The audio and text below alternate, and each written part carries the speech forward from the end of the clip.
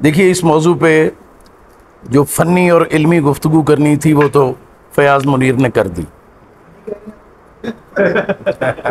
میں اردو والا کہہ رہا ہوں. میں آپ لوگوں کے ساتھ کچھ اپنے ذاتی خیالات اور احساسات شیئر کروں گا. دیکھیے میں پہلی بار راولپنڈی اسلام آباد میں آیا تھا 1989 میں، جون 1989. جب اس شہر میں مجھے 1 2 3 لوگ جانتے ہوں گے زیادہ سے زیادہ، اور وہ بھی میری چند تحریروں کی وجہ سے جو ادبی رسائل میں چھپ چکی تھی، اور وہ میرا آغاز تھا سروس کا. پھر میں نے اگلے 10 12 سال اسی شہر میں گزارے، اور دسمبر 2000 میں واپس لاہور چلا گیا.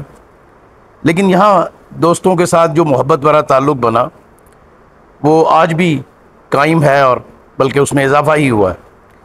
ہاں یہ بات ضرور ہے کہ اس وقت میں جن دوستوں کے ساتھ بیٹھتا تھا ان میں سے اب کافی دوست، بزرگ دوست کہہ لیجئے، اس دنیا میں نہیں رہے. رشید امجد اور یوسف حسن خاص طور پہ سینئر لوگوں میں تھے. منشا یاد صاحب جن کے ساتھ میرا بہت وقت گزرا، اور جلیل علی صاحب، نواز علی صاحب موجود ہیں، اللہ انہیں لمبی زندگی عطا فرمائے. یہ جو ہے دعا میں جگیر عمران کے لیے بھی کروں گا کہ یہ میرے بے تکلف دوستوں میں شامل ہے. میں بنیادی طور پہ نا مجلسی آدمی ہوں، دوستوں میں بیٹھنا گپ لگانا مجھے اچھا لگتا ہے. تو یہاں ریالٹو چوک میں شمع ریسٹورانٹ اور ذیشان کیفے وہ بنیادی طور پہ ہمارا بیٹھنے کا ٹھیا ہوتے تھے. اور کوئی، میں عام طور پہ ویکینڈ پہ لاہور چلا جاتا تھا، لیکن باقی 5 دن یہ طے تھا کہ میں نے وہاں آنا ہے، اور باقی دوستوں نے بھی آنا ہے، اور ہم نے گپ لگانی ہے. اچھا مجھے لگتا ہے کہ ادب میں یہ جو انفارمل طریقہ ہے، اس سے بہتر طریقہ سکھانے کا کوئی نہیں ہے. کلاس روم ٹیچنگ ادب نہیں سکھاتی. وہ ہم جو دوست ادب کی ٹیچنگ سے وابستہ ہیں وہ مجھ سے زیادہ بہتر اس بات کو انڈرسٹینڈ کرتے ہیں کہ وہ ہم بچوں کو سکھاتے ہیں امتحان کیسے پاس کرنا ہے، نمبر کیسے لینے ہیں. لیکن یہ جو شام کو ہماری بحثیں ہوتی تھیں، اور بڑی لمبی لمبی بحثیں ہوتی تھیں، اور اس میں داؤد رضوان ہوتا تھا، وہ اللہ کے پاس چلا گیا، سعید احمد تھے، عمران جہانگیر تھا، اختر عثمان تھا، روش ندیم، صلاح الدین درویش، پھر وہ ہمارے دوست عابد سیال آئے، کامران کاظمی، اور بھی کافی نام ہیں جو اس وقت، انوار فطرت، جن کے ساتھ تقریباً آپ سمجھیں گے ریگولر بات چلتی تھی، مباحثہ ہوتا تھا. اور سچی بات یہ ہے کہ میں اس بات کو اکنالج کرتا ہوں کہ میرے وہ جو 10 سال تھے جو میں نے یہاں 11 سال راولپنڈی اسلام آباد میں گزارے، انہوں نے میری فارمیشن کی ہے. اور مجھے یہاں بیٹھ کے، میں اکیلا چونکہ رہتا تھا، آخری 2 3 سال میری فیملی آئی تھی، اس میں مجھے یہ سہولت تھی کہ میں اپنی مرضی سے سو سکتا تھا، جاگ سکتا تھا، پڑھ سکتا تھا، آوارہ گردی کر سکتا تھا، جو میں نے بہت کی یہاں. تو اس میں چیزوں کو مجھے انڈرسٹینڈ کرنے کا موقع ملا. پھر میں 2 سالوں کے لیے حلقے کا سیکٹری بھی رہا. 1 سال آدھا میں درمیان میں چھوڑ کے بھاگ گیا. عابد سیال میرے ساتھ جوائنٹ سیکٹری تھا، اس نے پھر باقی وہ ٹرن اوور مکمل کیا. تو اس میں مجھے جو تنقید ہمارے یہاں لکھی جا رہی ہے، میں خود بھی لکھتا ہوں، بلکہ آپ کہہ لیجئے کہ اب مجھے احساس ہوتا ہے کہ شاید میں نے تنقید کو زیادہ وقت دیا ہے، اپنے فکشن کو اتنا وقت نہیں دیا. مجھے ایک بات نظر آتی ہے کہ ہمارے ہاں جو تنقید لکھی جا رہی ہے اس کا ایک بہت بڑا پرابلم یہ ہے کہ وہ ایبسٹریکٹ فارم میں زیادہ لکھی جاتی ہے اور کنکریٹ بات نہیں کی جاتی. تخلیق ایبسٹریکٹ ہو سکتی ہے، تنقید ایبسٹریکٹ نہیں ہو سکتی. تنقید کو تو 2 × 2 4 ہونا پڑے گا. تخلیق میں آپ 2 × 2 8 بھی کریں گے تو چلے گا. مثلا پچھلے دنوں فیس بک پہ بھی ایک بحث چل رہی تھی کہ جی کیا ناول کہانی کے بغیر لکھا جا سکتا ہے. اب میں نے ویسے ہی چلتے چلتے پوچھا کہ یار یہ کہانی کیا ہوتی ہے، تو اب اس کا کوئی جواب نہیں آیا. تو جس چیز کے بغیر ہم کہہ رہے ہیں کہ ناول لکھا نہیں جا رہا، اگر ہمیں یہی پتہ نہیں کہ وہ چیز ہے کیا تو اگلا ہمارا کلیم تو بے معنی ہو جاتا. اچھا مجھے کبھی کبھی دل کرتا تھا، اب زیادہ دل کرتا ہے کہ فنی پہلوؤں پہ زیادہ لکھا جائے. میں نے ایک چھوٹا سا مضمون لکھا تھا جو میری کتاب میں بھی شامل ہے، ناول کی ناولیت. اور اس میں نے کوشش کی تھی کہ یہ سمجھا جائے کہ آخر ناول دوسری اصناف سے مختلف کیسے ہے. افسانے کے ساتھ اس کی بہت چیزیں مشترک ہیں، تو کیا صرف طوالت ناول بنا دیتی ہے افسانے کو؟ اچھا اگر طوالت بنا دیتی ہے تو کتنی؟ اب اگر دنیا میں ایک سطح پہ ایک طرف 1200 صفحات کے ناول ہیں تو دوسری طرف اتنے ہی عظیم ناول 100 صفحات کے بھی ہیں. کرامازوف برادران بہت بڑا ہوگا، وار اینڈ پیس بہت بڑا ہوگا، لیکن اولڈ مین اینڈ سی کو تو آپ نظر انداز نہیں کر سکتے. ٹھیک ہے، میٹامورفوسس تو میرا خیال ہے افسانہ ہے. اچھا اب یہ ہے کہ طوالت میں کہاں آپ کہو گے کہ جی یہاں افسانہ اگر 11 صفحے لکھ لی ہیں تو افسانہ ہو گیا ہے، اور اگر 12واں صفحہ لکھو گے تو ناول بن جائے گا. تو اس کا تو کوئی جواب نہیں ملتا. کہانی کا ٹھیک ہے، میں ویسے ایک سطح پہ اس سے اتفاق کرتا ہوں کہ فکشن کی بنیاد کہانی ہے، لیکن یہ کہانی کیا ہے؟ تو میں نے جب اس سے سوچا تو مجھے ایک چیز سمجھ آئی کہ کہانی کے 3 بنیادی عنصر ہیں. اور پھر میں نے یہ ایک آرٹیکل لکھا بھی ہے، وہ چھپ تو گیا ہے لیکن ابھی میری کسی کتاب میں شامل نہیں ہے. وہ تھا ناول اور افسانے کے فنی اور تکنیکی مباحث. تو اس میں نے کچھ کوشش کی کہ چیزوں کو واضح کروں کہ اب کیسے آپ کہو گے کہ ہم کہتے ہیں جی کہانی افسانے سے چلی گئی تھی اور پھر واپس آ گئی ہے، تو وہ کیا چیز تھی جو چلی گئی تھی اور واپس آ گئی ہے؟ تو مجھے لگتا ہے کہ 3 بنیادی جز ہیں کہانی کے. ایک ایونٹ ہے، ایک کردار ہے، اور ایک تاثر ہے. یہ تینوں چیزیں افسانوں میں موجود ہوتی ہیں، پرپورشن ڈفرنٹ ہو سکتا ہے. منٹو کا اگر آپ ٹوبرٹ ایک سنگھ لوگے تو وہ ایک کردار پہ لکھا گیا افسانہ ہے، لیکن اگر آپ اس کا افسانہ نعرہ لوگے تو وہ واقعات پہ ہے، یا وہ جو ہے نیا قانون وہ واقعات پہ ہے. اور مومبتی کے آنسو جو اس کا ہے وہ ایک تاثر ہے. اور تینوں مجھے بہت پسند افسانے ہیں. تو مومبتی کے جو آنسو ہے اس میں تو کوئی واقعہ نہیں ہے، کوئی کردار بھی نہیں ہے، کوئی راوی ہے جو بیان کرتا چلا جا رہا ہے. تو مجھے لگتا ہے کہ یہ 3 چیزیں ہیں جو کہانی کی بنیاد ہے. اچھا اس میں ایک بڑا اچھا مضمون شمس الرحمان فاروقی نے لکھا تھا، اور وہ یہ تھا کہ اردو افسانے میں کردار اور بیانیے کی کشمکش. یہ غالباً لیٹ 80s میں فنون میں چھپا تھا. اور شمس الرحمان فاروقی کا خیال یہ ہے، اور میں کافی اس سے اتفاق کرتا ہوں، کہ یہ جو ہماری داستانیں ہیں، پرانے قصے حکایات ہیں، اس میں واقعات ہیں، کردار نگاری نہیں ہے. یعنی داستان کو کبھی کردار کے باطن میں جھانکنے کی کوشش نہیں کرتا. اگر آپ غور سے پڑھو تو شہزادہ جو ہے اس کے تقریباً ایک جیسے ہی خوبیاں ہر جگہ موجود ہیں، ٹائپ ہے. اور جو ایک بزرگ ملتے ہیں رستے میں جو مشکل آسان کرتے ہیں وہ بھی ایک ہی ہے، ولن کے کردار بھی ایک ہی طرح کے ہیں. تو اصل چیز جو بنتی ہے وہ واقعات سے بنتی. اور فاروقی صاحب کا خیال تھا کہ یہ نیا جو ماڈرن فکشن جسے ہم کہتے ہیں، جو یورپ میں 19ویں صدی کے نصف آخر سے لکھنا شروع ہوا، اور ہمارے یہاں آپ کہہ لیں کہ 20ویں صدی میں جس کو اردو میں رواج ملنا شروع ہوا، اس میں پہلی بار کردار کو بنیاد بنایا گیا. مادام بواری کردار پہ لکھا ہوا افسانہ ہے، اینا کرینینا کردار پہ لکھا ہوا ناول ہے. تو ان کا خیال یہ تھا کہ یہ اس نے جو فکشن کا اصل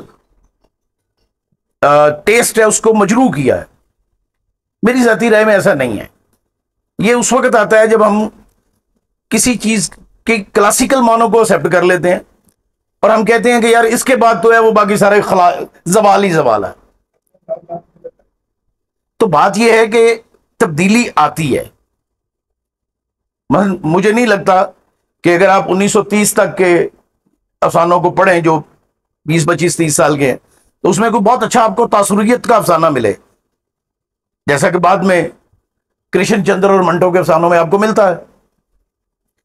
تو یہ چیز چلتی ہے. اب یہ کہ تنقید ہماری جو ہے اس میں یہ زیادہ مفروضوں پہ چل رہی ہے، اور مفروضے جو ہیں وہ ہم بناتے ہیں کسی مغربی تحریر کو پڑھ کے.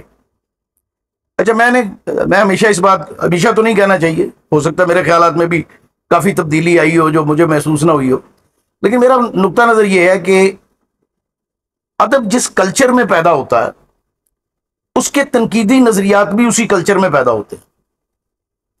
مثلا آپ اردو غزل کو کسی مغربی نقاد کے فریم ورک میں نہیں سمجھ سکتے،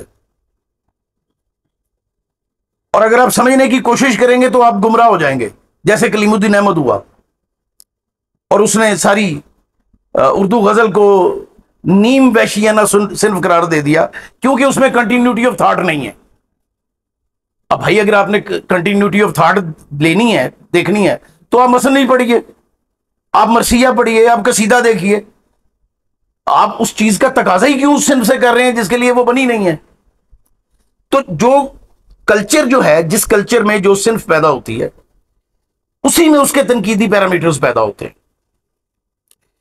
اچھا، اب یہ بحث انتظار صاحب کے ساتھ اردو افسانے میں آئی تھی کہ کیا واقعی ہم نے اردو افسانہ مغرب سے لیا ہے، یا ہماری جو مشرقی روایات ہے، الف لیلا کے قصے ہیں، جاتک کہانیاں ہیں، بطال پچیسی کی کہانیاں ہیں اور حکایات ہیں، کیا یہ ان کے ساتھ کوئی ہمارے افسانے کا کوئی لنک بنتا ہے کہ نہیں بنتا؟ اور میرا جو تاثر ہے وہ یہ ہے کہ 1950 تک کا جو افسانہ ہے، اگر آپ اس کو غور سے پڑھیں تو ہمیں لگتا ہے کہ اس کے ساتھ کوئی تعلق نہیں ہے ان چیزوں کا، کیونکہ ہم شعوری طور پر ان سانچوں کی پیروی کر رہے تھے جو مغرب سے آ رہے تھے. 1950 کے بعد لوگوں کے اندر ایک تبدیلی آئی، اور یہ ان لوگوں میں بھی آئی جو پہلے سے لکھ رہے تھے، اور انہوں نے جیسے عزیز احمد ہے، ہم ان کا ذکر کم کرتے ہیں، لیکن انہوں نے اپنے تاریخی جو سوتے ہیں ان کے ساتھ جوڑا اپنے فکشن کو. انتظار حسین نے تو خیر افسانے کی تعریف ہی بدل دی نا، یعنی وہ سارا مواد جو انتظار حسین کے ساتھ افسانے کا لازمہ بنا وہ اس سے پہلے افسانے کا حصہ نہیں تھا. تو یہ اور یہ ظاہر ہے یہ سفر رکتا نہیں ہے. ہر بڑا تخلیق کار جو ہوتا ہے وہ اپنے طور پر ایک ایسا اضافہ کرتا ہے جو پہلے سے موجود نہیں ہوتا، اس لیے وہ بڑا تخلیق کار ہوتا ہے. اور وہ اس میں کہا جاتا ہے کہ ہر بڑا تخلیق کار جو ہے وہ اپنے تنقیدی پیرامیٹر بھی اپنے ساتھ لے کے آتا ہے. آپ اس کو پرانے پیرامیٹر سے نہیں سمجھ سکتے. تو اس کے بعد بھی افسانہ لکھا گیا، انور سجاد نے اپنے طور پر کچھ چیزوں کو بدلنے کی کوشش کی. اس کے بعد پھر لوگ جو ہے لوگ خالدہ حسین ہے، منشا یاد ہے، رشید امجد ہے، احمد داؤد اور بہت سے نام ہیں. بھارت میں بھی ہیں بلراج مینرا، سریندر پرکاش اور ان کے بعد کے لوگ. یہ پھر اس کے آگے پھر یہ ہماری جنریشن شامل آ جاتی ہے جس میں جنہوں نے 1980 کے بعد لکھنے کا آغاز کیا، ان میں کچھ لوگ آ جاتے ہیں.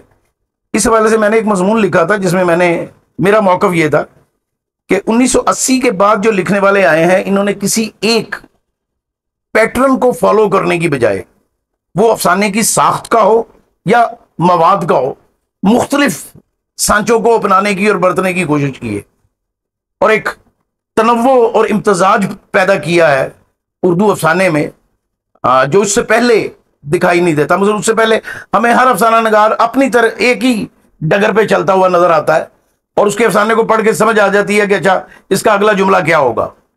تو یہ ایک آئی. اچھا، ہمارے یہاں خلط مبس پیدا ہوا اور اس کا ذمہ دار آج کل کسی اور کو سمجھا جاتا ہے، لیکن وہ اصل میں گوپی چند نارنگ ہے. گوپی چند نارنگ سے پہلے بھی مضامین موجود تھے جو ساختیات، پس ساختیات اور اس طرح کے مباحث کی بات کرتے تھے، جیسے ڈاکٹر وزیر آغا کی جو کتاب ہے اس میں موجود تھے. لیکن گوپی چند نارنگ کی کتاب نے جو انہوں نے ساختیات، پس ساختیات اور مشرقی شعریات کے نام سے لکھی، اس نے ان مباحث کا آغاز کیا، اور اس کے بعد پھر انہوں نے مابعد جدیدیت پہ بھی لکھا۔ اچھا، اب سوال یہ ہے کہ کیا یہ تنقیدی مباحث ادبی متن سے پیدا ہوئے تھے؟ اور اگر نہیں تو چلو کوئی مسئلہ نہیں ہے، ہم بین العلومی جو تصورات ہیں ان کو بھی ادب پہ اپلائی کرتے ہیں۔ خود میرا بھی اکیڈیمک ڈسپلن ادب نہیں ہے، نفسیات ہے، اور میں نے قرۃ العین حیدر کی تحریروں پر، جب میں ابھی اپنا ایم ایس سی نفسیات کر رہا تھا، سائیکالوجی کے کنسیپٹ کو اپلائی کیا تھا تشخص کی تلاش کے عنوان سے۔ تو یہ کام ہوتا ہے، اس میں کوئی حرج تو نہیں ہے۔ موضوعاتی مطالعات بھی کیے جاتے ہیں، لسانی مطالعات بھی کیے جاتے ہیں، لیکن ابھی منیر نے، فیاض نے جو ایک بات کی کہ فکشن جو ہے بنیادی طور پہ لسانیاتی ساخت کریٹ کرنا ہے، اگر یہ بات ہے تو پھر تو لسانی مباحث کی بنیاد پر ہی فکشن کے اچھے اور برے ہونے کا فیصلہ ہوگا۔ تو کیا لسانی مباحث فن پارے کے فنی قدر کا تعین کرتے ہیں؟ اب ہمارے وہ دوست بھی جو پچھلے 20 سال تک یہ ایڈوکیسی کر رہے تھے کہ قدر تو کوئی چیز ہوتی نہیں ہے اور ادب میں تو قدر ہوتی نہیں ہے، وہ تو ایسے ہی خلا میں تحریر کیا جاتا ہے، اب وہ بھی اس بات کو آپ ماننے کی کوشش کر رہے ہیں کہ جی میں تو مانتا ہوں کہ ادب میں قدر ہوتی ہے۔ تو ادب کی قدر جو ہے وہ بنیادی طور پہ جمالیاتی اصولوں سے مرتب ہوتی ہے۔ ایک فن پارہ پہلے آپ کو جمالیاتی سطح پہ متاثر کرتا یا اسے کرنا چاہیے، اور افسانے فن پارے میں جو کچھ کہا گیا ہے وہ ثانوی حیثیت رکھتا ہے۔ اگر یہ بات نہ ہو تو اخبار کی خبر اور افسانے میں کوئی فرق نہیں ہوگا۔ کالم لکھے جاتے ہیں، افسانے لکھے جاتے ہیں، آپ ایک چیز کو کالم کیوں کہتے ہیں، دوسرے کو افسانہ کیوں کہتے ہیں؟ اس کا مطلب ہے کہ کوئی فنی معیارات ہمارے ذہن میں ہیں جس کی بنیاد پر ہم کالم یا خبر کو افسانہ نہیں مانتے۔ ہاں یہ ٹھیک ہے کہ خبر پر افسانہ بنایا جا سکتا ہے، خبر کو افسانہ بنایا جا سکتا ہے، کالم کہانی کے انداز میں لکھا جا سکتا ہے، لیکن وہ رہے گا کالم کا کالم ہی۔ تو یہ جو جمالیاتی قدر ہے، اس کا فیصلہ نہ موضوع کرتا ہے نہ صرف لسانیات کرتی، اس کا فیصلہ وہ جمالیاتی اور فنی عناصر کرتے ہیں جو کسی تحریر کا لازمہ ہوتے ہیں۔ بس میں آپ کو اس کی وضاحت کرتا ہوں اپنی بات کی۔ ہمارے ابو الفضل صدیقی ایک بڑے زبردست لسانی تحریر لکھنے والے افسانہ نگار ہیں، آپ ان کی زبان پڑھیں تو ایسے لگے گا کہ اس سے بہتر زبان لکھی نہیں جا سکتی افسانے میں، لیکن کتنے لوگ ہیں جو ان کو پڑھتے ہیں اور جن کو جانتے ہیں کہ وہ بطور افسانہ نگار ایگزسٹ کرتے ہیں، اور جن لوگوں پر اعتراض کیا جاتا تھا کہ نہیں یار ان کی زبان اچھی نہیں ہے، ان کو آج ہم بڑے فکشن نگار کے طور پہ مانتے ہیں۔ بیدی، چونکہ یہ پنجاب سے تعلق رکھتے تھے تو اہل زبان جو تھے وہ ان کی زبان کو کہتے تھے کہ نہیں یہ ٹھیک نہیں ہے، یہ رگڑ پڑتی ہے اور بہت سافٹ اور ملائم نہیں ہے۔ اچھا دیکھو، عام طور پہ یہ تصور کیا جاتا ہے کہ شاعر زبان بناتے ہیں، میرا ذاتی خیال یہ ہے کہ ہر تخلیق کار زبان بناتا ہے، کیونکہ جو نیا تخلیقی تجربہ ہے اس کو بیان کرتے ہوئے آپ کو پرانا سٹرکچر توڑنا پڑتا ہے، لیکن بات صرف توڑنے تک نہیں رہنی چاہیے، بات کنسٹرکشن تک جانی چاہیے۔ تو وہ لوگ جنہوں نے اپنا سٹرکچر ڈیولپ کر لیا جملے کا، وہ ان کو ہم صاحب اسلوب کہتے ہیں۔ میں سعادت حسن منٹو کو پڑھتے ہوئے اس کے نام پر چھپنے والی بعض تحریریں جب میری نظر سے گزری تو میرا پہلا تاثر تھا یہ منٹو کی نہیں ہے، کیونکہ جملے کی ساخت وہ نہیں تھی جو منٹو جس طرح کا جملہ لکھتا ہے۔ اچھا یہ چیز آپ کے نا ادب کی سٹڈی سے آپ کے اندر بنتی ہے، ذوقی سطح پہ بنتی ہے، اس کا کوئی مروجہ پیمانہ بنایا بھی جا سکتا ہے لیکن وہ ٹوٹ جائے گا۔ تو یہ جو ذوقی سطح جو ہے، اس کے اوپر ہم تنقید کا سٹرکچر کھڑا کرتے ہیں. تنقید کے معروضی پیمانے ہوتے ہیں، لیکن بعض حلقے جو تنقید میں بہت زیادہ معروضیت کی بات کرتے ہیں، میرا خیال ہے وہ درست نہیں ہے. کیونکہ جو بھی پڑھنے والا ہے، چاہے وہ عام قاری ہے یا وہ نقاد ہے، وہ اس کا ایک بیک گراؤنڈ ہوگا، اس نے کچھ مطالعہ کیا ہوگا، اس کے کچھ رویے بنے ہوں گے، اس کے ذہن میں کچھ سوالوں کا جواب آیا ہوگا. وہ ان سب کی روشنی میں ادب پڑھے گا اور ادب پہ تنقید لکھے گا. اچھا، وہی پھر مجھے کلیم الدین احمد یاد آتے ہیں، بڑے اچھے بزرگ تھے بیچارے. انہوں نے سب سے زیادہ جن لوگوں نے زور دیا نیو کرٹیسزم کے انفلوئنس میں آ کے، وہ کلیم الدین احمد تھے. وہ کہتے تھے جی کہ تنقید میں 100% معروضیت ہونی چاہیے. عملی صورت کیا تھی کہ موصوف نے ساری اردو شاعری کو ریجیکٹ کر دیا اور درمیان میں سے اپنے والد صاحب کو عظیم شاعر کے طور پر نکالا. آج ہم میں سے کوئی نام جانتا ہے ان کا؟ تو معروضیت کیا تھی؟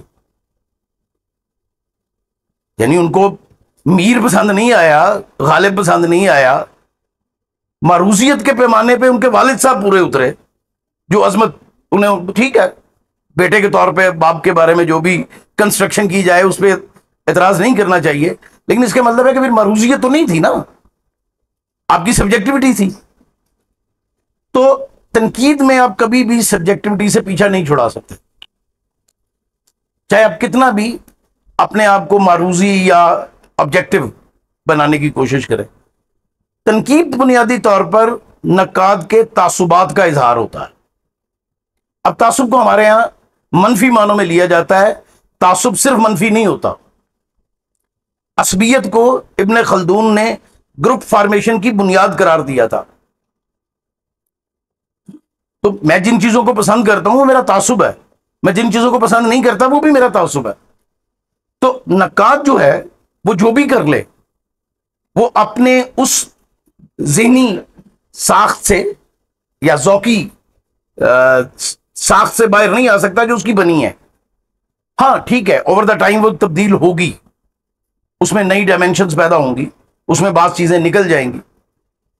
تو ابھی یہ تو تنقید کے حوالے سے تھا. جو فکشن ہے جب میں پڑھتا ہوں، اور کوشش میں کرتا ہوں کہ معاصر اردو فکشن بھی پڑھوں اور تھوڑا بہت جو عالمی سطح پہ لکھا جا رہا ہے وہ فکشن بھی پڑھوں، تو مجھے ایسا لگتا ہے کہ اس کا کوئی اصول نہیں ہے کہ کون سی تحریر جو ہے وہ عظیم ہو جائے گی. مثلا اگر میں مارکیز کو پڑھ کے، تو میں نے تھوڑا بہت لکھا بھی ہے ان پہ، کوئی اصول بناؤں تو میں کنڈیرا کو ان پر نہیں پرکھ سکتا، اور کنڈیرا کو میں اگر معیار بناؤں تو مارکیز کو نہیں پرکھ سکتا. تو بڑی تخلیق جو ہے اس کے لیے ہمیشہ سے آپ کو الگ سے سوچنا پڑتا ہے، دریافت کرنا پڑتا ہے. اچھا، ہمارے ہاں مجھے ایسے لگتا ہے کہ ہمارے جو بنیادی باتیں ہم کچھ طے کر لیتے ہیں پہلے سے، اور خیال کی بنیاد پہ طے کرتے ہیں، فن کی بنیاد پہ نہیں کرتے. اس کی بنیاد پہ ہم فن پارے کو ریجیکٹ کرتے ہیں. مثلا راجہ گدھ کے حوالے سے بانو قدسیہ پر بہت اعتراضات کیے جاتے ہیں کہ جی اس نے کیا غیر سائنسی بات کر دی ہے کہ جی وہ حرام جو ہے وہ نسلوں میں سفر کرتا. اچھا، پہلی بات تو یہ ہے کہ ادب اور خاص طور پہ فکشن سچ نہیں ہوتا، امکانی سچ ہوتا ہے، ٹھیک ہے. اور ناول سائنس کی کتاب نہیں ہوتی. ناول نگار کا ذاتی تجربہ ہوتا ہے، پرسیپشنز ہوتی ہے. ابھی میں پچھلے دنوں ایک جاپانی ناول نگار ہے موراکامی، اس کے 2-3 ناول مجھے پڑھنے کا اتفاق ہوا اور اسے نوبل پرائز مل چکا ہے. اس کا ایک ناول ہے کافکا آن دی شور. اس کا جو مرکزی کردار ہے وہ کہتا ہے کہ میں ایک بددعا کے اثر میں ہوں اور یہ بددعا میرے جینز میں مجھ تک منتقل ہوئی ہے. اسے نوبل پرائز لینے سے یہ غیر سائنسی بات نہیں روک سکی، ٹھیک ہے، اس لیے کہ وہ جینیٹکس کے اوپر کتاب نہیں لکھ رہا تھا، وہ ایک امکانی بات کر رہا تھا. تو ہم لوگ اگر کوئی آدمی ہمارے خیال کے نزدیک ہے تو ہم اس کے فنی معاملات کو بھی نظر انداز کر کے اس کی تعریف شروع کر دیتے ہیں. تو خیال کی بنیاد پہ میری ذاتی رائے میں فن پارے کی قدر کا تعین نہیں ہو سکتا. اچھا ایک ایسے ہی چلتے چلتے فیس بک میں بھی کافی اب یوز کرنے لگا ہوں ریٹائرمنٹ کے بعد. ایک آدمی نے ایک پوسٹ لگائی ہوئی تھی خلیل الرحمان قمر کے بارے میں. اس کی پوسٹ ہے بیٹی اور بیوی کے ساتھ تصویر ہے وہ لگی, نیچے اس نے لکھا ہوا تھا کہ یہ جملہ کہنے والا 2% کی عورت کہنے والا جو ہے یہ اس کا ان عورتوں کے بارے میں کیا خیال ہے. اچھا بات یہ ہے کہ آپ سمجھتے ہو کہ ڈرامے میں ڈرامہ نگار جو کچھ لکھتا ہے وہ اس کے ذاتی خیالات ہوتے ہیں. اب مجھے یاد آتا ہے کہ احمد ندیم قاسمی کا ایک افسانہ تھا سفارش. وہ ایک کردار پہ تھا جو اس کا امیج ہے کہ وہ بڑا باس رسوخ آدمی ہے اور ایک آدمی اس کے پاس آ رہا ہے, اسے کہیں فیور چاہیے ہاسپٹل میں اور اس سے وعدہ کرتا ہے کہ جی میں کہہ دوں گا, لیکن کہتا نہیں ہے. تو ایک دن وہ فیقہ کوچوان ایک دن وہ آتا ہے اور کہتا ہے کہ جی میں آپ کا بڑا شکر گزار ہوں, آپ نے سفارش کی تھی, میرا کام ہو گیا. اچھا اب اس پہ بعض بچے جن اساتذہ نے کلاس میں بتایا ہوگا ظاہر ہے, انہوں نے کہا دیکھیں جی افسانہ نگار کتنا غلط آدمی ہے کہ اس نے سفارش کی نہیں لیکن اس کو بتایا کہ اس نے سفارش کی ہے. وہ بھائی وہ افسانہ نگار نے نہیں بتایا, وہ کردار بتا رہا ہے. وہ خلیل الرحمان قمر کی ذاتی رائے نہیں ہے, وہ اس کردار کے جملہ ہے جو اس ڈرامے میں پیش کر رہا ہے. آپ اس کی بنیاد پہ اس کے خاندان پہ تنقید نہیں کر سکتے. اگر اس طرح کریں گے تو پھر تو سارے ہی فکشن نگار جو ہیں وہ ان کے ان سے جملے نکالے جا سکتے ہیں, وہ بہت کچھ رد ہو جائے گا. تو اب مسئلہ یہ ہے کہ ہمیں فکشن کو فکشن سمجھ کر پڑھنے کی عادت ڈالنی چاہیے. ہو سکتا ہے فکشن میں بعض جگہ مجھے پڑھتے ہوئے ایسی چیزیں پڑھنے کو ملی جو میرے تصورات کے بالکل الٹ ہے. شہروں کے ساتھ بھی ہوا, وضاحتیں کرنی پڑی. تو بنیادی طور پہ مجھے لگتا ہے کہ ہمیں ادب کو ادب سمجھ کر پڑھنے کی عادت ڈالنی چاہیے. اور ادب سچ نہیں ہوتا, امکانی سچ ہوتا ہے. سچ تو یہ ہے کہ آپ لوگ ہم 10 15 20 لوگ یہاں بیٹھے ہوئے ہیں تو اس میں کیا ہے, لیکن کوئی اور ہو سکتا ہے وہ اس کمرے میں باہر سے کھڑا ہو اور اسے ایک ایسی چیز نظر آئے جو ہمیں نظر نہیں آ رہی, وہ جو لکھے گا وہ ادب ہوگا. یہاں یہ جو لکھے گا یہ رپوتاز ہو سکتی ہے, روداد ہو سکتی ہے. تو فکشن بھی چاہے وہ ناول کی شکل میں ہے یا افسانے کی شکل میں ہے, اس کو ہمیں تھیوریز سے سمجھنے کی بجائے فکشن کے متن سے سمجھنے کی کوشش کرنی چاہیے. اچھا میری خوش قسمتی کہہ لیں یا بدقسمتی کہہ لیں, میرا تعلق سوشل سائنسز سے ہے اور میں پچھلے 20 سالوں سے 25 سال بلکہ ہو گئے اب research method, theory construction, theory validation پڑھاتا بھی ہوں اور بچوں کو اس پہ ریسرچ بھی کراتا ہوں. اب اردو میں جو تھیوری پہ تحریریں پڑھتا ہوں مجھے اس پہ ہنسی بھی آتی ہے اور عبرت پکڑنے کو بھی دل کرتا کہ بنیادی بات سمجھتے ہی نہیں ہے کہ تھیوری ہوتی کیا ہے. کیا وجہ ہے کہ ہمارے اکثر اردو لکھنے والوں کا سوشل جو سائنسز ہیں ان کا بیک گراؤنڈ نہیں ہے, فلسفے کا بیک گراؤنڈ نہیں ہے. انہوں نے کہیں کوئی ایک تحریر کسی مغربی رائٹر کی پڑھ لی ہے اور جتنا اس کو سمجھا ہے اس کی بنیاد پہ لکھ دی ہے. بھائی بڑی سمپل بات ہے, theory is a set of assumptions جو کسی فینومینا کو ایکسپلین کرنے کی کوشش کرتی ہے. سادہ سی بات میں آپ کو بتا رہا ہوں. اور اگر اس سیٹ آف assumption کو آپ چیلنج کر دیں اور ایک بھی ایویڈنس اگر اس کے خلاف آ جائے ایکسپلینیشن کے, تو وہ ایکسپلینیشن رد ہو جاتی ہے. تھیوری اس وقت تک تھیوری رہتی ہے جب تک اس کے خلاف ایویڈنس نہ آئے. اور کارل پوپر جیسا آدمی جو جسے ہم فلسفی آف سائنس کا بہت بڑا آدمی مانتے ہیں 20ویں صدی کے, وہ کہتا ہے تھیوری ہوتی ہی وہ ہے جس میں فلاسفائیبل ہو, یعنی جس میں رد ہونے کا امکان موجود ہو. ادروائز تو لا بن جائے گی، پرنسپل ہو جائے گا. تو اگر اردو میں نے ایک کسی نوجوان کا مضمون تھا اور وہ جملہ ایسا تھا کہ میں نے سوچا یار یہ کیا لکھ کیا رہا ہے کہ تھیوری بے پناہ امکان کا بحر زخار ہوتی ہے. اب بھائی کس نے کہہ دیا آپ کو کہ بحر زخار کیا ہے اور تھیوری کیا ہے؟ تھیوری تو ایک اینگل ہے چیزوں کو انڈرسٹینڈ کرنے کا. آپ چلے جائیں سائنس میں آپ کو 50 تھیوریز مل جائیں گی، لیکن وہ ایک ایویڈنس اگر اس کے خلاف آ جائے تو وہ تھیوری رد ہو جاتی ہے، بلکہ قوانین رد ہو جاتے ہیں. ہم نیوٹن کو 400 سال تک نیوٹن کے قوانین کو حرف آخر کے طور پر پڑھتے رہے. ریلیٹیوٹی نے ثابت کیا کہ یہ تو غلط ہے، یعنی غلط نہ کہیں، یہ کہہ لیں کہ یہ نامکمل ہے. سائنس ہمیشہ نامکمل ہوتی ہے، مکمل نہیں ہوتی، کیونکہ اس میں آئے دن کچھ نہ کچھ بڑھتا رہتا ہے. کوانٹم فزکس آئی تو اس نے اس چیز کو، تھیوری آف ریلیٹیوٹی کو بھی چیلنج کر دیا. اب لوگوں نے پچھلے 100 سال سے یہ کوشش کر رہے ہیں کہ تھیوری آف ریلیٹیوٹی اور کوانٹم فزکس کو کسی جگہ ملا کے کوئی سنتھسس ڈیولپ کر لیں، کیونکہ کائنات کو سمجھنے کے لیے ایک تھیوری یا ایک پرسپیکٹو پیراڈائم کا ہونا ضروری ہے. ہیومن معاملات جو ہیں اس میں لٹریچر ظاہر سب سے بڑا ہے، اس کو آپ کسی ایک پرسپیکٹو سے نہیں سمجھ سکتے. تو یہ مباحث جو ہیں یہ مجھے ایسے لگتا ہے کہ جیسے یونیورسٹیز میں موجود ہمارے چند دوست جو ہیں ان کے جو اپنے ذہنی تصورات ہیں ان کے اظہار سے آگے نہیں بڑھے. مثلا میں سوال آپ سے کروں گا کہ ساختیات کے مباحث کو تو اب کوئی 35 سال ہو گئے، کیونکہ پہلا مضمون جو گوپی چند نارنگ نے ساختیات کیا ہے پڑھا تھا وہ پاکستان میں حلقہ رباب ذوق لاہور میں پڑھا تھا شہزاد احمد صاحب کی صدارت میں، اور ہمارے دوست نہید شاہد جو ہیں وہ اس وقت حلقے کے سیکرٹری تھے. اب ایگزیکٹ مجھے سن یاد نہیں، 88 یا 89 کا تھا، کیونکہ اس کے بعد تو وہ کتاب میرے خیال چھپ گئی تھی 90 میں. تو اس سے لے کر اب تک کتنی عملی تنقید پیدا کی ہے اس تھیوری نے،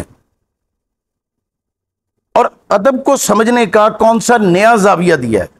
چلے مثال کے طور پر ایک بندہ کہتا ہے جی میں غالب کا ساختیاتی مطالعہ کرنا چاہتا ہوں، ٹھیک ہے، کیا اس کا یہ میتھڈ ہمیں غالب کی تفہیم میں کوئی نیا اینگل دیتا ہے؟ کیونکہ اگر میتھڈ نیا ہے تو اس کے نتائج نئے ہونے چاہیے، اور اگر نتائج پرانے ہیں تو اس کا مطلب ہے میتھڈ نیا نہیں تھا. آپ لاہور سے اسلام آباد سے لاہور جانا چاہتے ہیں، 2 3 4 رستے ہیں، آپ کہتے ہیں نہیں میں ان چاروں رستوں کو نہیں اپناؤں گا، میں ایک اور رستہ ڈیوائز کروں گا، تو اب مختلف ہوگا وہ پہلوں سے، ٹھیک ہے، اور اس سفر بھی مختلف ہوگا اور وہ پہنچے گا بھی لاہور میں کسی اور جگہ کے اوپر. بھائی لاہور یہاں سے آپ پنڈی سے ٹرین میں بیٹھیں گے تو لاہور اسٹیشن پر ہی آپ کو ڈراپ کرے گی. آپ موٹر وے سے جائیں گے تو ٹھوکر پہ ہی ڈراپ ہوں گے، آپ جی ٹی روڈ سے جائیں گے تو بادامی باغی میں ڈراپ ہوں گے آپ. اس کی وجہ یہ کہ رستے متعین ہیں، منزل بھی متعین ہے. تو اگر آپ یہ سمجھتے ہیں کہ آپ کے پاس ادب کو اسٹڈی کرنے کا کوئی نیا میتھڈ موجود ہے اور بن سکتا ہے، اس میں کوئی پرابلم، دوسری رائے نہیں ہے، پھر آپ کی تنقید کے نتائج پہلے سے مختلف ہونے چاہیے. اور اگر آپ وہی نتائج بیان کر رہے ہیں جو پہلے سے ہو چکے ہیں تو پھر اس کا مطلب ہے کہ آپ کے پاس کوئی نیا میتھڈ نہیں ہے. میرے ایک طرح سے آپ کہہ لیں جنہوں نے میری پہلی تحریر اور آنکھ میں چھاپی انشائیے کے طور پہ، ڈاکٹر وزیر آغا، میں ان کو بڑے ان لوگوں میں شمار کرتا ہوں جنہوں نے بہت ابتدا میں میری سرپرستی کی. انہوں نے منٹو کے نسوانی کرداروں کے کہا دعویٰ کیا کہ جی میں ان کا ساختیاتی مطالعہ کر رہا ہوں یا نئی تصورات جو ہے ان کا مطالعہ کر رہا ہوں. میں یہ بات چونکہ لکھ چکا ہوں اس لیے کرنے میں کوئی حرج نہیں ہے. مجھے ان کی پورا وہ مضمون، کافی لمبا مضمون ہے، پڑھتے ہوئے منٹو کے بارے میں ایک جملہ بھی نیا نہیں ملا. وہی باتیں ہیں جو پہلے سے نقاد منٹو کے سگندھی کے بارے میں اور کالی شلوار کے بارے میں اور زینت کے بارے میں کرتے آ رہے تھے. تو اس کا مطلب یہ ہے کہ آپ کے پاس کوئی نیا میتھڈ نہیں تھا، آپ نے صرف یہ تاثر دینے کی کوشش کی کہ آپ ایک نیا میتھڈ اپلائی کر رہے ہیں. ایک آدمی ہے جس نے ساختیاتی مطالعہ کیا تھا اور غلام عباس کا کیا تھا، اور یہ اس کا تھیسس سویامان جاپانی ہے جی، غلام عباس کے اوپر پوری کتاب ہے، اور میری ذاتی رائے پہ جو اس کا پہلا حصہ ہے سوانحی، وہ بہت عمدہ ہے. جو اس نے غلام عباس پہ، اس کے سوانح پہ جو تحقیق کی ہے، اس سے آگے کی چیز اب تقریباً 30 سال ہو گئے اس کتاب کو چھپے، اب بھی نہیں آپ کو ملے گی. لیکن جو اس نے افسانوں کا تجزیہ کیا ہے وہ کیا ہے، اور ویسے ساختیاتی تجزیہ یہی ہوتا ہے، اس نے ٹھیک کیا ہے. میں چونکہ ساختیات کی ایسے ہی بتاتا چلوں کہ نفسیات میں ساختیات کے مباحث جو ہیں وہ 1875 میں شروع ہوئے تھے، اور اس بات سے شروع ہوئے تھے کہ انسانی ذہن کی ساخت، جو مائنڈ، برین نہیں، ہیومن مائنڈ کی ساخت کو کیسے اسٹڈی کیا جا سکتا. تو اب یہ اس میں کیا ہے کہ جی اس افسانے میں فلاں لفظ کتنی بار آیا ہے. اب بات یہ ہے کہ اگر میں ایک افسانہ لے لوں کسی کا، دنیا کی عظیم ترین تحریر غزل لے لوں، جو جس کو آپ کہتے ہو کہ یار اردو کی یہ چند بڑی غزلوں میں سے ایک ہے، اور میں اس کا تجزیہ صرف یہ کروں کہ اس میں آسمان کا لفظ کتنی بار آیا ہے، زمین کا لفظ کتنی بار آیا ہے، جور و ستم کتنی دفعہ آئے ہیں، تو اس سے ملے گا کیا؟ تو اس کا مطلب یہ ہوا کہ اچھا ہاں، جو لنگوسٹک کا میتھڈ ہے، جو لسانیاتی میتھڈ ہے، اس میں یہ ویلڈ چیز ہے کہ آپ جملے کے سٹرکچر کو اس کے لفظوں کے اور اس کی جو فریزز ہیں اس سے اسٹڈی کرتے ہیں. ہم سائیکالوجی میں کوالیٹیٹیو ریسرچ میں اس کو تھمیٹک انالیسس کہتے ہیں. لیکن تھمیٹک انالیسس ہمیں یہ تو بتا دیتا ہے کہ اچھا یار اس بندے نے یہ لفظ زیادہ استعمال کیا ہے، اس کا مطلب ہے کہ اس لفظ سے جڑی ہوئی یہ چیزیں جو ہے یہ اس کی تحریر میں زیادہ ہے. لیکن اس سے کیا فن پارے کے بارے میں یہ پتہ چل جائے گا، یا میں کلیم کر سکوں گا کہ یہ فن پارہ اعلیٰ ہے یا ادنا ہے؟ اور اگلی بات ہے، وہ جو میڈیسن کی آتی ہیں ڈبیاں، ان میں بھی جو لکھا ہوا آتا ہے اسے لٹریچر ہی کہتے ہیں. تو اس میں اور افسانے میں کیا فرق ہوگا؟ میں اس میں بھی کر سکتا ہوں کہ اس میں اچھا پین کا ورڈ کتنی بار آیا ہے. تو اگر آپ اسٹرکچرلسٹ انالیسس پہ جائیں گے تو وہ لٹریچر اور یہ لٹریچر جسے ہم تخلیقی لٹریچر کہتے ہیں یہ ایک سطح پہ آ جاتے ہیں. لیکن عملی طور پر آپ بھی جانتے ہو کہ جو تخلیق ہوتی ہے اس میں ایک چیزیں دیگر ہوتی ہے جو اسے تخلیق بناتی ہے. ہاں اس کو سمجھنا مشکل ہوتا ہے، اس کو گرپ میں لینا کہ کس چیز نے مدام بواری کو ایک بڑا ناول بنا دیا، کس چیز نے، میں بس مکمل کرتا ہوں، کس چیز نے باپو گوپی ناتھ کو ایک بڑا افسانہ بنا دیا.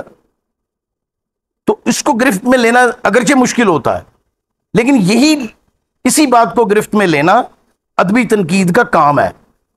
ادبی نقاد وہ ہے جو فن پارے کی قدر کے تعین میں معاونت کرے. اچھا یہ ضروری نہیں ہے کہ اس کے نتائج درست ہوں. میں ہو سکتا ہے کسی پہ لکھوں اور میں جس طرح اس کی تعین کا قدر کرنا چاہوں، قدر کا تعین کرنا چاہوں، وہ مجھ سے نہ ہو سکے، اور کوئی دوسرا آدمی مجھ سے بہتر انداز میں اس کو کر دے. لیکن کام یہی ہے جو ادبی تنقید کو کرنا.